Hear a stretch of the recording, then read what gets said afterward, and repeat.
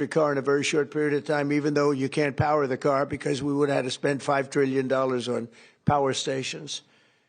That's all dead, gone, over. These crippling restrictions were a major factor in driving up car prices to unprecedented levels, and the car that you were getting was not nearly as good. In 4 years under the Biden administration, the price of a new and used car rose more than 22%, all to facilitate the Green New Scam without achieving any meaningful impact on the environment, but making the car worse. That is why, effective immediately, we are repealing the ridiculous endangerment finding and terminating all additional green emission standards imposed unnecessarily on vehicle models and engines between 2012 and 2027 and beyond. This action will save American consumers trillions of dollars and will lower the average cost of a new vehicle by close to $3,000. Think of that. During my campaign, I promised to cut 10 old regulations for every new regulation, and we've exceeded that. We've instead done it 10 regulations. We were able to cut 129, so now we cut 129. So think of that. I promised to cut 10 old regulations for every new one, but we did more than 10. We did 129. It's something. Nobody can even believe it. So we did a lot of regulation cutting in the first administration, a record. Nobody even close to it now. We're actually exceeding it in this administration. The biggest one yet that we've done is happening right now. So perhaps no industry has benefited more from our historic deregulation campaign than the U.S. auto industry. We canceled the EPA's absurd, just totally absurd, tailpipe emission standards, which was a disaster for automobile manufacturing, and revoked Biden's emissions waiver that would have allowed California to regulate automobiles for the entire nation. And they're crazy out in California. They have nothing but trouble out there, as you know. That's why people are leaving in record numbers. I also ended Joe Biden's extreme CAFE emission standards, saving the average American consumer much more than $1,000 when they buy a new car. But now we're talking about close to $3,000. These regulation cuts, combined with our tax cuts and tariffs, are the reason why the world's largest automakers have announced that they're going to be spending in excess of $100 billion in the United States in the next very short period of time, building new auto plants. We're bringing our auto plants, assembly plants, and factories roaring back to life, not even mentioning AI and all of the other things. We're building thousands of businesses in the United States. And if you remember, on my first day, they said if I could ever get the Dow up to 50,000 in my last year, in other words, in the fourth year, that it would be an unbelievable miracle. But don't worry about it, because it'll never happen, they said. And if I could get the S&P up to 7,000, they said, in the fourth year, they said it will never happen. Let's not even talk about it. I have things. Let's not even waste our time talking about it. Well, at the very end of my first year, the Dow hit 50,000. Now it's over 50,000. And 3 days before that, the S&P hit 7,000. So we didn't have to wait till the end of the fourth year. We just waited till the end of the first year.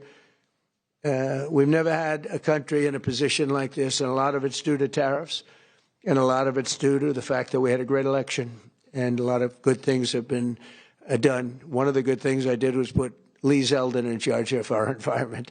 So I'm going to ask Lee to say a few words. Thank you very much. Thank you, Mr. President. This is a big deal.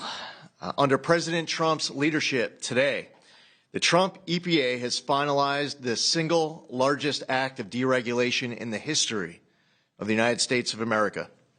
Referred to by some as the holy grail of federal regulatory overreach, the 2009 Obama EPA endangerment finding is now eliminated. This action will save American taxpayers over $1.3 trillion. What that means is lower prices, more choices, and an end of heavy-handed climate policies. With today's announcement, American families will save over $2,400 for a new vehicle. 16 years ago, an ideological crusade within the Obama administration set off the most costly regulatory power grab our country has ever experienced. The 2009 Obama EPA endangerment finding led to trillions of dollars in regulations that strangled entire sectors of the United States economy, including the American auto industry. It claimed new powers over the vehicles we drive, even though the best reading of the Clean Air Act clearly states otherwise. The Obama and Biden administrations used it to steamroll into existence a left-wing wish list of costly climate policies, electric vehicle mandates, and other requirements that assaulted consumer choice and affordability. And who paid the biggest price? Hardworking families, small businesses, millions of Americans who just want a reliable, affordable car to get to work, take their kids to school, or go to church on Sunday. The endangerment finding and the regulations that were based on it didn't just regulate emissions. It regulated and targeted the American dream. And now the endangerment finding is hereby eliminated, as well as all greenhouse gas emission standards that followed. The red tape has been cut. Manufacturers will no longer be burdened by measuring, compiling, or reporting greenhouse gas emissions for vehicles and engines. And the forced transition to electric vehicles is eliminated. No longer will automakers be pressured to shift their fleets towards electric vehicles, vehicles that are still sitting unsold on dealer lots all across America.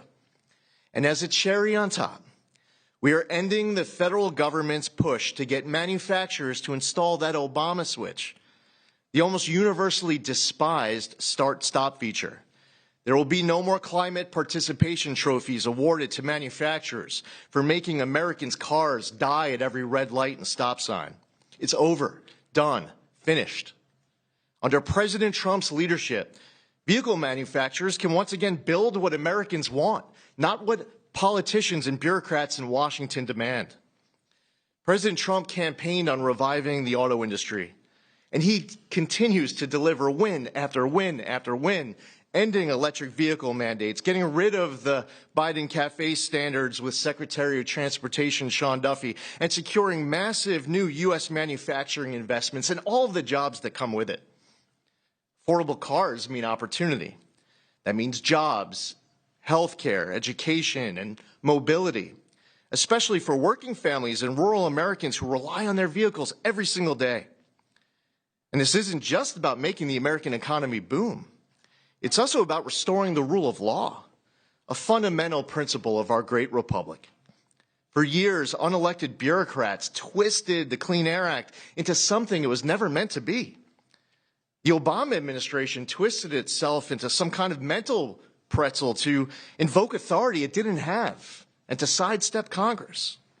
They claimed that 6 greenhouse gas emissions from vehicles, some of which aren't even emitted from vehicles and trucks, contribute some amount above zero to global climate change, what they said endangered public health. But their wild web of mental leaps isn't prescribed in federal statute. The Obama EPA's House of Cards upended the best reading of the Clean Air Act, as well as 50 years of EPA precedent on what constitutes regulable air pollution.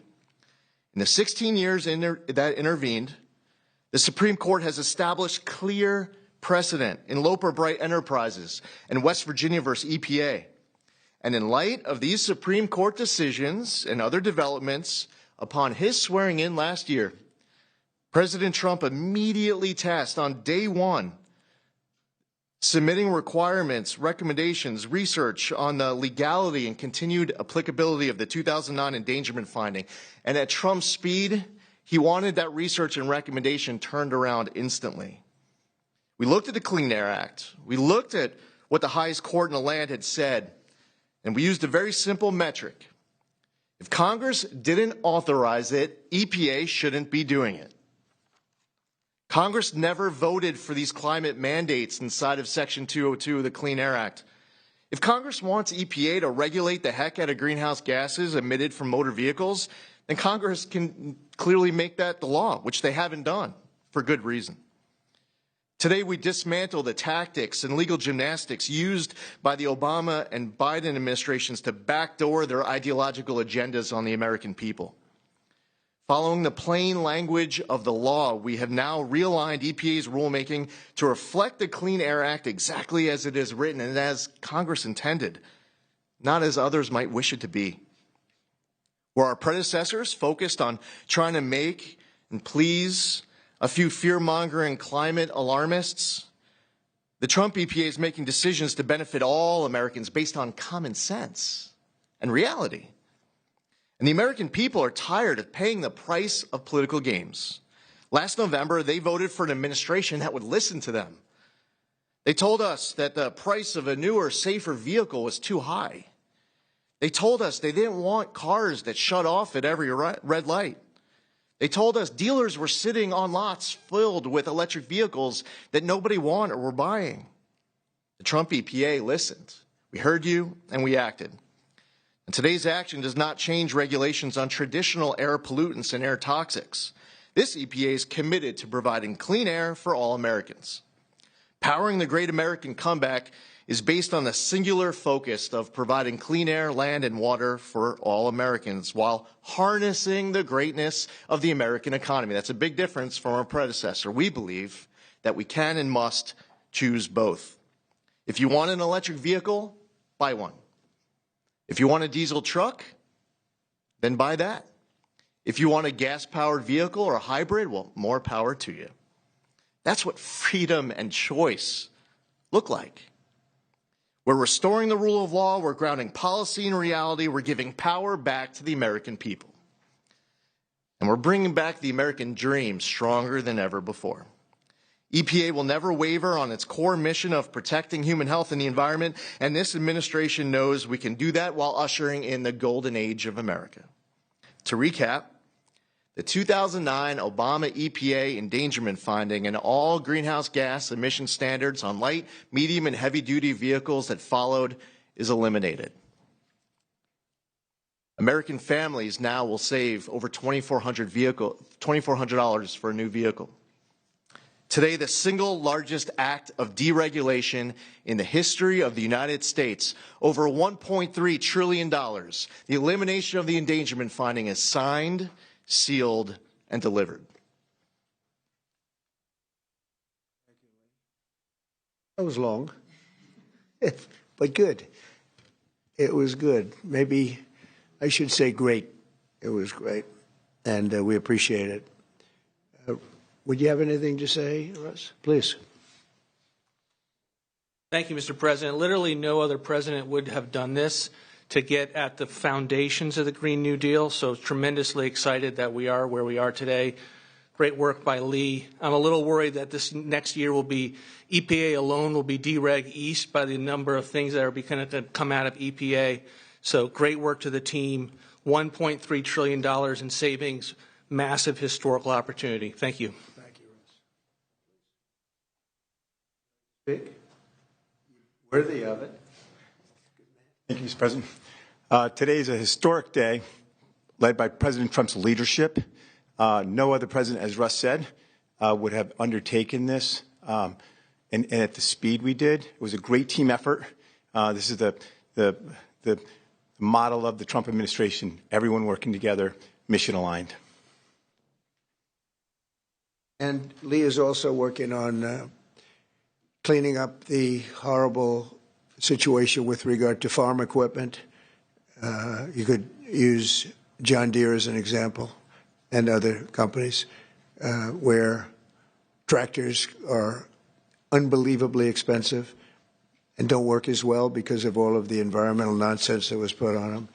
Also excavators, any equipment like that, bulldozers, Caterpillar tractor would be a beneficiary, I guess, but the people are going to be a beneficiary because the equipment's going to be a lot less expensive, and it's going to also, most importantly, it's going to work much better, much better. So we're working on that immediately as we speak. And we'll probably make it so that any of that equipment built in the United States will not have to go through this. If it's built outside, I think we'll probably leave the standard the same. If people are going to send us equipment, let them have that standard for whatever it's worth, which is not much. And I think that's a very big announcement, too, and we're going to see if we can get that done very quickly so that all of that equipment that we have made, including lawnmowers, et cetera, you won't have to go to the finest schools in the world in order to figure out how to operate it. Okay? So any questions, please? President Trump, thank you for this. And after this much-supported move to roll back the former EPA's endangerment finding, what additional steps do you plan on taking to scale back what many are calling climate industry scams? Specifically, and Secretary Zeldin knows about these wind turbines they're trying to bring to New York. Judges allowing them to be rebuilt right near your hometown in Jamaica, Queens. They're being called a national security threat for air traffic coming into the airport. What could you do to make sure these things don't Well, we're destroy trying to the make sure it doesn't happen, and we've basically stopped all windmills in this country. It's the most expensive energy you can get. They're all made in China, a little bit in Germany, but mostly in China. And we're putting them all over our fields and ruining the fields and killing the birds and all of this. And the environmentalists say they like them, but they really are a tremendous eyesore. They've ruined.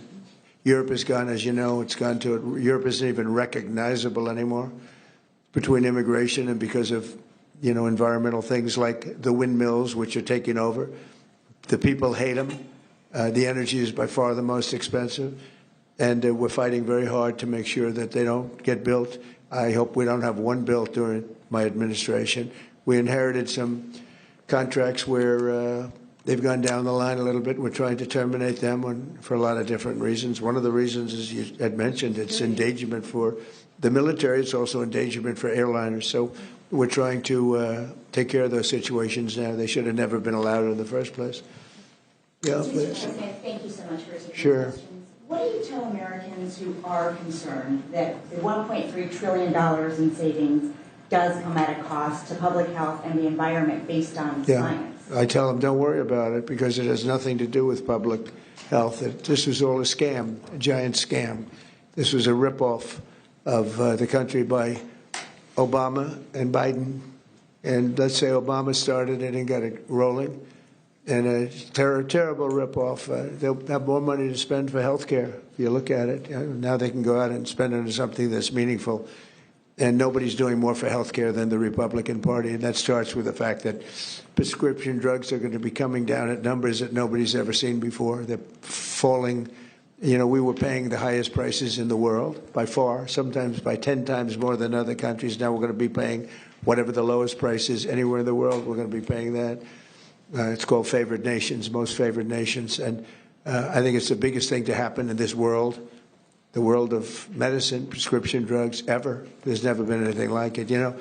If like in my third year, first term, I actually got prices down 1/4 or 1/8%, and I was so proud of myself because they were like that for years and years. And since under Biden, they went up very, very substantially. And now they're coming down by, depending on, you could say 500, 600, 700%, depending on the way you want to, or you could say 80%. It doesn't matter. They're coming down by numbers that nobody ever thought possible. I got it all done, and I got it all approved, and all of the countries all over the world are going to pay more. They've agreed to pay more because of tariffs. I said, if you don't do it, we're going to have to tariff you, and they've all agreed to do it. Otherwise, they would have never done it. That was why no president has ever been able to get it done. Please. Yeah, Mr. President, you took more than 600 deregulatory actions in your first year here. Coming from the business world, you know how unnecessary red tape can hinder business expansion, investment expansion.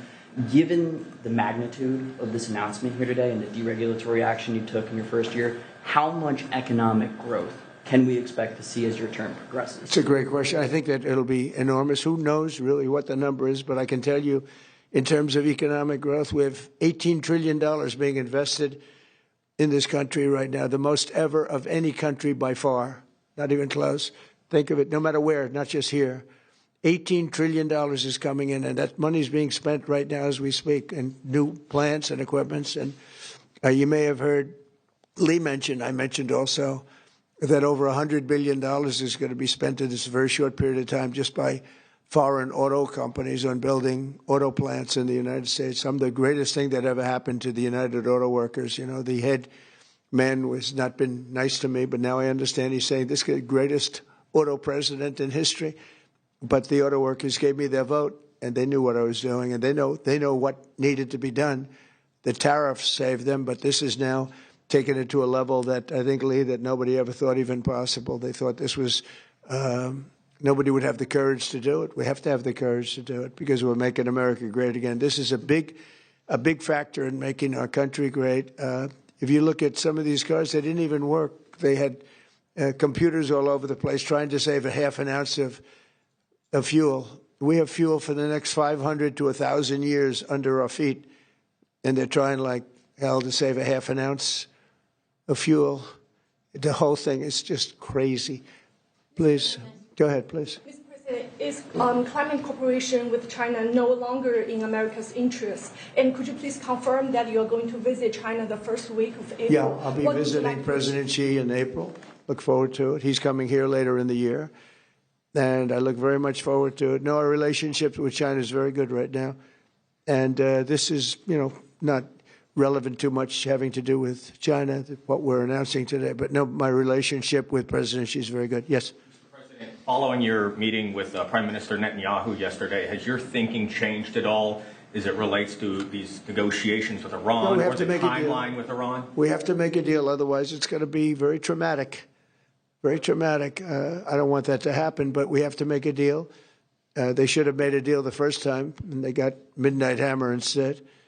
And this will be very traumatic for Iran if they don't make a deal. Look, if they don't make a deal, then it'll be a different story. But we had a very good meeting yesterday with Bibi Netanyahu, and he understands, but it's ultimately up to me. If the deal isn't a very fair deal and a very good deal with Iran, then it's going to be, I think, a very difficult time for them in the back.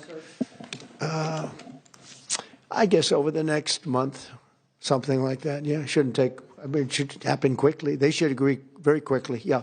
Mr. President, we might be heading into a partial government shutdown. When was the last time you spoke with Chuck Schumer, and do you still feel Democrats are negotiating in good faith? Well, a week ago I spoke, but, we have to protect our law enforcement. Actually, the Supreme Court gave a ruling, or one of the courts gave a very big ruling on masks, that you have the right to use them, for personal protection if you want. So I don't know how that interjects. They want our law enforcement to be totally vulnerable and put them in a lot of danger. They have some things that are really very, very hard to approve, frankly. As you know, it's only pretend. We had various of the other bills. That's all done, but we're left with this one. We have to protect our law enforcement. Very important. Please. Why does Prime Minister Netanyahu want you to stop negotiating with Iran? He is, you're saying stop entertaining, stop talking to them? Didn't say that. We didn't discuss that. I'll talk to them as long as I like, and we'll see if we can get a deal with them. And if we can't, we'll have to go to phase two. Phase two will be very tough for them. I'm not looking for that.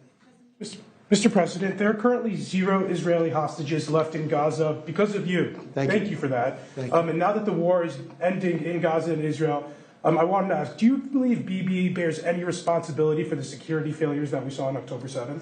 Well, October 7th was a rough time, and I guess everybody's responsible, which you to look. But it was a terrible attack. It was a sneak attack. It was as violent as unfortunately, I've seen some of the results at levels that probably even you, good reporter, but probably you haven't seen. It was a horrible thing that took place. People were surprised. It was a surprise attack. Nobody saw that coming. He didn't see it coming. Nobody else would have seen it coming if they were in his position, I don't believe.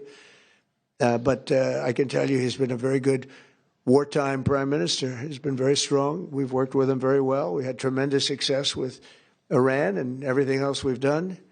And he really has been. He's been, extraordinary as far as a wartime prime minister. Not easy.